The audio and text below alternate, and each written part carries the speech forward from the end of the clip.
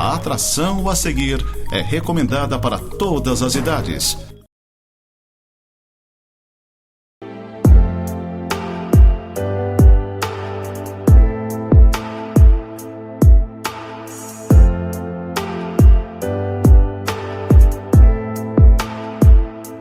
Olá, gente amada, com muita alegria, com muito prazer, me dirijo até vocês para mais um programa Momento de Santidade, esse programa que é veiculado pela Igreja do Nazareno, a Casa do Pai. Nós estamos situados à Rua Mário Ribeiro Ramos, 253, aqui na cidade de Lages, e nós somos uma igreja acolhedora, somos uma igreja amorosa, uma igreja que oferece um espaço aprazível para as crianças, para os jovens. Somos uma igreja que trabalha com casais, com famílias. Somos uma igreja que acolhe as pessoas que vêm surradas, batidas, muitas vezes machucadas, feridas de outros ministérios que não entendem, não compreendem as razões diferentes de ser e de existir. E nós queremos ser um lugar de acolhimento, um lugar de acolhida para as pessoas feridas, para as pessoas machucadas. Será uma honra, um prazer você nos procurar e estar congregando conosco, tá bom? Deixo aqui esse convite logo na abertura deste programa e gostaria de estar trabalhando com vocês um texto da carta do apóstolo Paulo, a primeira carta aos Coríntios, capítulo 13. Já vou adiantando que é um texto que a maioria das pessoas, ou dos pregadores, dos pastores, usa esse texto no casamento ou em casamentos, na celebração de casamentos, porque ele fala do amor, mas eu gostaria de trabalhar algumas questões diferenciadas com você. 1 Coríntios capítulo 13, começa no versículo 31 do capítulo 12, onde Paulo diz: "E eu passo a mostrar-vos ainda um caminho sobremodo excelente." Que caminho sobremodo excelente seria este ao qual Paulo estaria se referindo aqui?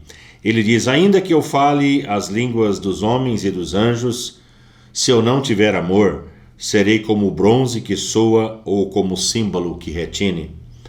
Ainda que eu tenha o dom de profetizar e conheça todos os mistérios e toda a ciência, ainda que eu tenha tamanha fé ao ponto de transportar os montes, se eu não tiver amor, nada serei. E ainda que eu distribua todos os meus bens entre os pobres, e ainda que eu entregue o meu próprio corpo para ser queimado, se eu não tiver amor, nada disso me aproveitará. O amor é paciente, é benigno, o amor não arde em ciúmes, não se ufana, não se ensoberbece, não se conduz inconvenientemente, não procura os seus interesses, não se exaspera, não se ressente do mal, não se alegra com a injustiça, mas regozija-se com a verdade. Tudo sofre, tudo crê, tudo espera, tudo suporta. O amor jamais acaba." Esse é o texto para a nossa meditação, para a nossa reflexão nesse instante. Paulo está aqui descrevendo acerca do amor. Mas que tipo de amor Paulo estaria aqui se reportando? A Bíblia fala de alguns tipos de amor. Fala do amor storge, que é aquele amor nas relações familiares. Ele fala do amor filéu, a Bíblia fala do amor filéu, que é o amor de um irmão para com o irmão, de um pai para com o filho, também pode ser. O amor filéu fala do amor eros, que é o amor erótico, o amor entre um homem e uma mulher, entre um casal. E fala de um quarto tipo de amor, que é o amor ágape. O amor ágape. E é justamente desse amor que Paulo aqui está discorrendo. É o amor de Deus em sua essência, é o amor em sua pureza, em seu estágio mais puro e mais profundo. Não se trata de um amor qualquer. Não é um amor emoção, como algumas pessoas dizem: eu estou sentindo amor. Você não sente amor, você está tomado de amor, você está plenificado de amor. Há uma diferença, né? As pessoas confundem o amor com um sentimento, e eu entendo que o amor é mais do que um sentimento, mas ele é, na verdade, um ato da própria vontade. né? A Bíblia fala que Deus é a fonte desse amor. Se você tiver uma Bíblia e puder acompanhar, na primeira carta de João, capítulo de número 4, primeira carta de João, capítulo de número 4, na primeira carta está escrito o seguinte: amados, amemo-nos uns aos outros, porque o amor procede de Deus, e todo aquele que ama é nascido de Deus e conhece a Deus. Só para adiantar para você que no texto original, quando fala aqui amemo-nos, é amar com este amor de Deus, com este amor supremo, com este caminho sobremodo excelente, este amor que é mais do que um sentimento. Devemos nos amar uns aos outros, porque o amor procede de Deus, e todo aquele que ama com esse tipo de amor é nascido de Deus e conhece a Deus. Por quê? Versículo 8 diz: aquele que não ama não conhece a Deus, pois Deus é amor. Deus é amor, Deus é ágape. Nisto se manifestou o amor de Deus em nós, em haver Deus enviado o seu Filho unigênito ao mundo para vivermos por meio dele. Então, meus amados, esse amor, na verdade, ele tem o seu nascedouro na pessoa do próprio Deus. Deus é amor, Deus é ágape. A fonte do amor genuíno não está em uma pessoa, em um ser humano, mas está nos céus, está na eternidade, está no próprio Deus, que nos amou com este amor de tal maneira que ele deu o seu Filho unigênito, o seu Filho único gerado pelo Espírito Santo. O seu único Filho gerado, ele deu por amor a nós, para que todo aquele que nele cresce não viesse a perecer, mas pudesse herdar, ter a vida eterna.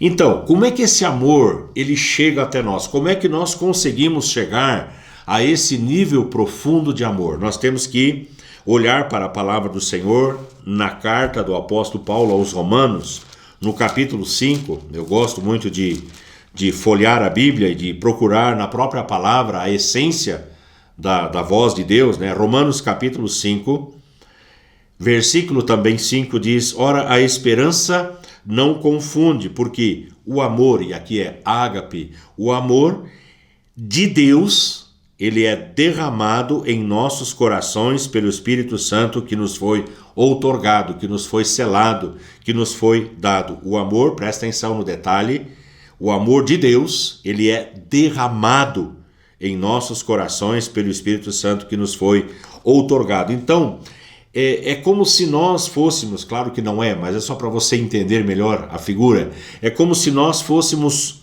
um vaso, um receptáculo, um recipiente, onde este amor de Deus ele é entornado em nossa vida e nós ficamos plenos, cheios deste amor. Se nós amamos, é porque o amor foi em nós derramado. Por quem? Pelo Espírito Santo. Não há outra fonte desse amor genuíno que não seja no próprio Senhor, por meio do seu Espírito Santo que nos foi selado.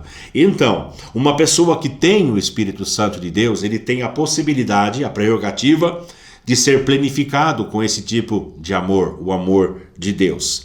Como que esse amor chega então? Chega pelo Espírito Santo. Como é que Deus demonstra esse amor? Nós vimos naquele texto da primeira carta de João, capítulo 7, capítulo 4, verso 8, que há uma demonstração, há uma demonstrabilidade, há uma visibilidade desse amor nas nossas vidas. Está estampado na nossa vida, visível de que maneira? No verso 8 do capítulo 5 de Romanos, diz assim: mas Deus prova o seu próprio amor, a ágape, né, para conosco, pelo fato de ter Cristo morrido por nós, sendo nós ainda pecadores. Eu acho esse texto, esse versículo lindo, maravilhoso. Deus, ele prova, como se ele precisasse fazer isso, mas ele faz, ele demonstra esse seu amor pelo fato de ele ter entregue, pelo fato de ele ter dado Cristo para morrer por nós, e o texto diz, sendo nós ainda pecadores. Por que eu friso essa parte? Porque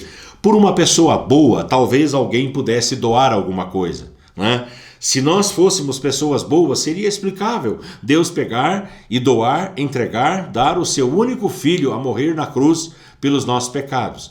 Mas Paulo diz, sendo nós ainda pecadores, ou seja, vivendo, morando e habitando num lugar de pecado, e muitas vezes cheios de pecado, Deus vai lá e entrega o seu Filho para morrer na cruz por amor a nós. Então eu sempre prego que, como Deus é eterno e Ele sabe todas as coisas, né? As criancinhas, às vezes elas chegam assim e falam assim, quem criou o Deus? Elas falam assim, né? Quem criou o Deus? E aí a gente fica meio sem saber como responder para as crianças. Você vai explicar que ninguém criou o Deus, Ele existe por si só, né? Nós vemos a grandeza e a beleza de Deus em todas as coisas que nós olhamos à nossa volta. Nós olhamos para uma paisagem, nós olhamos para o clima, nós olhamos, enfim, para o universo, e nós percebemos que há uma grandeza, há uma inteligência, há algo sobrenatural. A minha esposa está fazendo enfermagem e quando ela vem com aqueles estudos e aquela descrição do corpo humano, a gente entra quase em êxtase saber a forma maravilhosa como Deus fez, né, o nosso corpo. Davi, ele se refere dizendo que por modo assombrosamente maravilhoso me criaste, me formaste, me teceste no seio da minha mãe. Salmo de número 139. É um assombro quando nós olhamos para o nosso organismo, para o nosso corpo, para a funcionalidade de tudo, do planeta, de todas as coisas que existem. Há um Deus soberano, criador de todas as coisas visíveis e invisíveis. Quando nós paramos para um tempo de contemplação, não há espaço para o ateísmo. Nós somos arremessados, remetidos à grandeza de um Deus que criou todas as coisas de forma magnífica. E esse Deus resolveu habitar e morar em nós, e estar em nós por meio do seu Espírito Santo e nos plenificar de amor. Deus, ele prova o seu amor pelo fato de ter Cristo morrido por nós.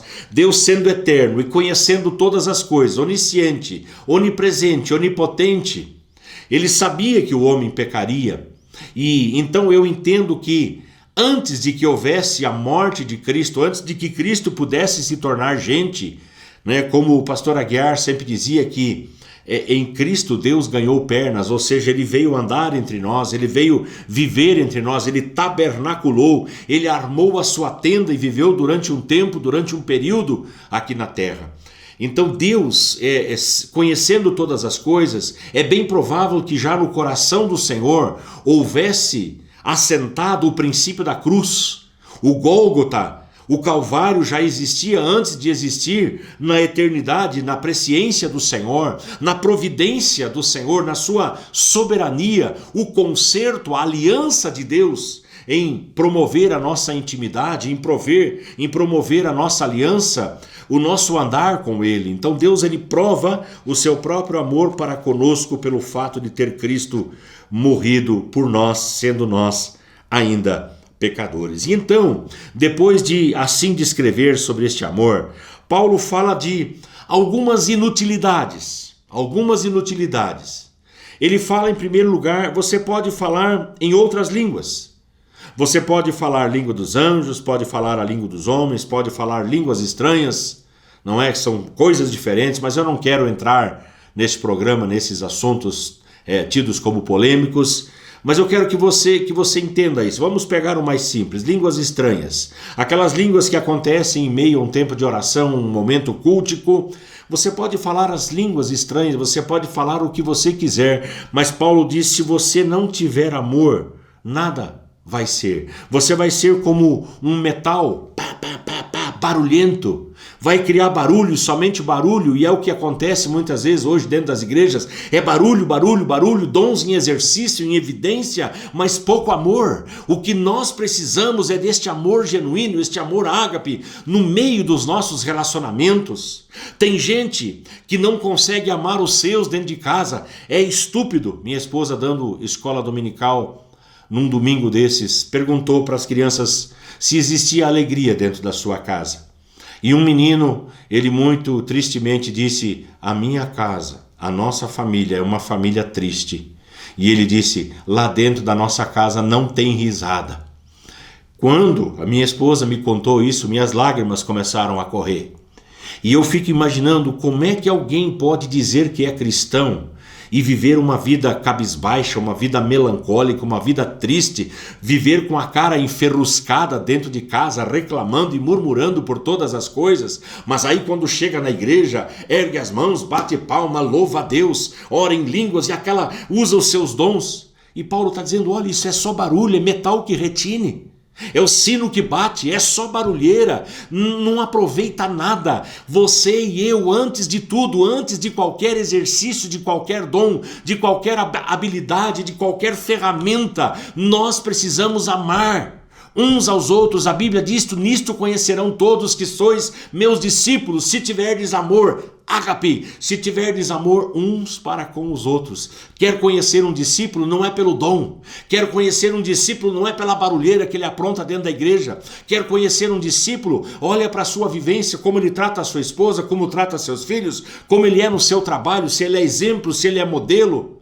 São essas coisas, desculpe às vezes a minha empolgação, mas são essas coisas que são mais importantes do que o exercício de qualquer dom. Paulo está dizendo, olha, não adianta você ter dons, não adianta falar em outras línguas, vai ser apenas barulho. Ele diz uma outra inutilidade, você pode entregar os seus bens aos pobres, você pode ofertar o seu próprio corpo para ser queimado em sacrifício, como se Deus quisesse isso. Deus diz, eu não quero sacrifícios, mas eu quero a misericórdia, a prática da misericórdia. Você pode dar os seus bens, você pode ofertar, você pode dizimar, você pode contribuir de alguma maneira para o crescimento do reino de Deus aqui na terra, mas se você não tiver amor, isso para nada vai aproveitar. Meu querido, minha querida, presta atenção no que a Bíblia está dizendo, no que a palavra do Senhor está revelando aqui para nós. O que eu quero dizer? Pastor, então esses dons, essas ferramentas, essas habilidades, o ofertar, essas coisas não são importantes. É isso?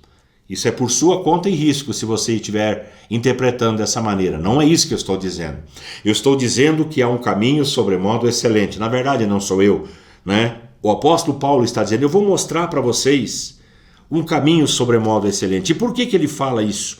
Porque no capítulo 12, ele está tratando justamente da unidade orgânica da igreja. Ele está falando sobre os dons espirituais e ele menciona uma série de dons que são os dons manifestacionais a partir do verso de número 8 e daí depois a partir do verso 28 ele está falando dos dons, daquilo que existe dentro da igreja, que são as coisas pelas quais nós lutamos.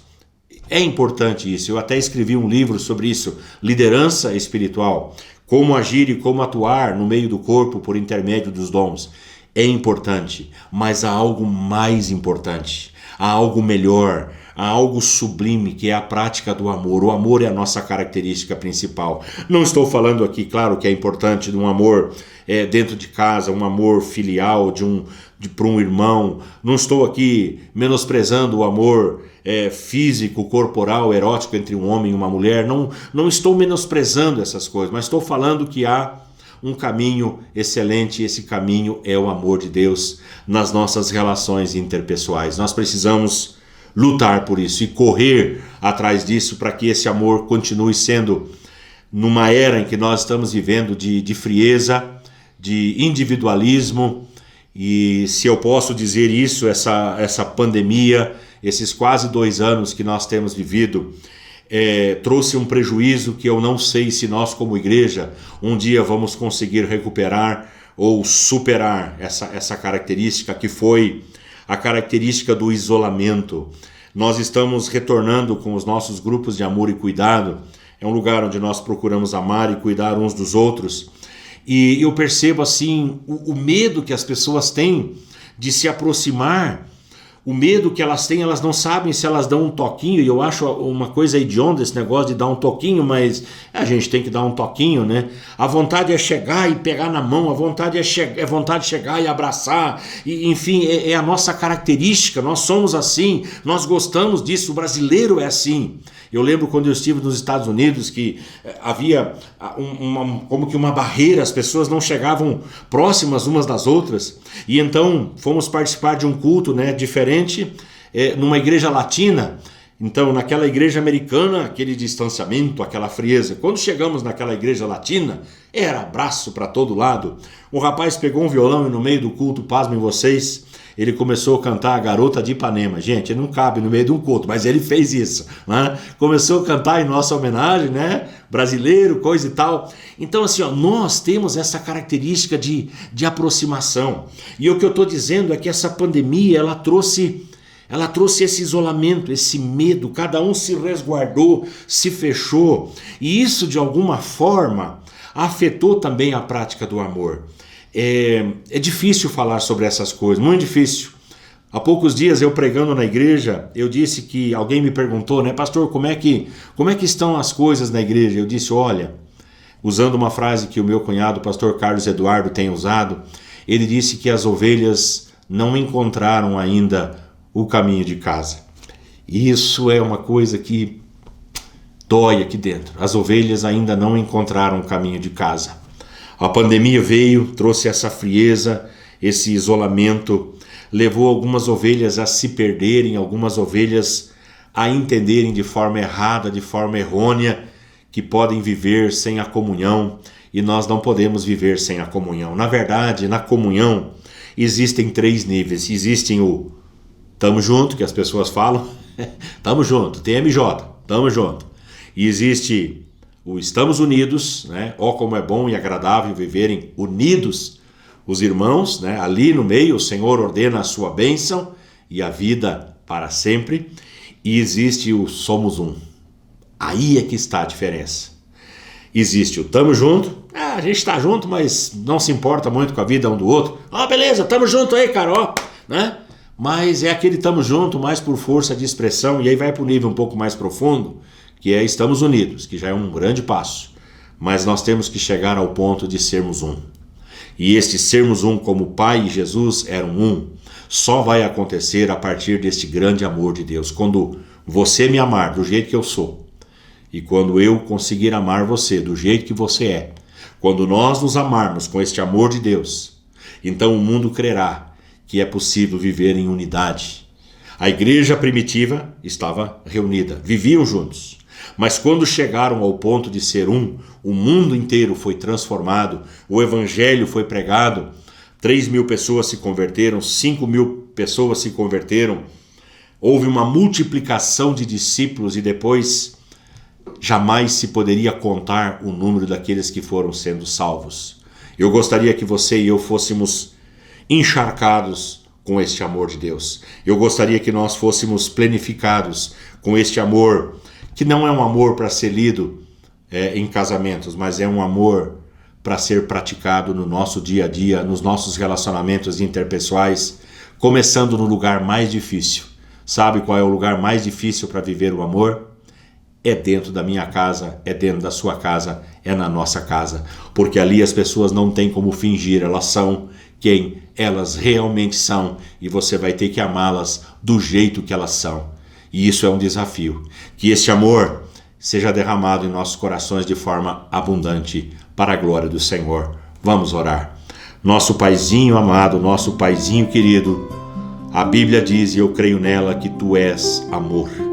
Tu és este amor puro, este amor genuíno, este amor que um dia o Senhor resolveu derramar em nossos corações por intermédio do Espírito Santo. Te agradeço porque nós conseguimos amar, porque o Senhor nos amou primeiro. Te agradeço porque o Senhor nos encheu deste amor, este amor que é capaz de perdoar gratuitamente, este amor que é capaz de nos levar a dar o primeiro passo, este amor que é capaz de nos fazer aceitar os irmãos e as pessoas tal qual elas são, da maneira como elas foram criadas.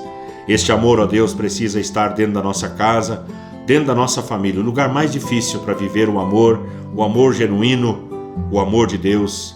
E eu oro, Deus, para que esta casa que recebe este programa, esta casa que recebe essas palavras, Deus, possa ser plenificada pelo Teu amor, o amor de Jesus, o amor de Deus, o amor do Pai, derramado pelo Espírito Santo em nossos corações.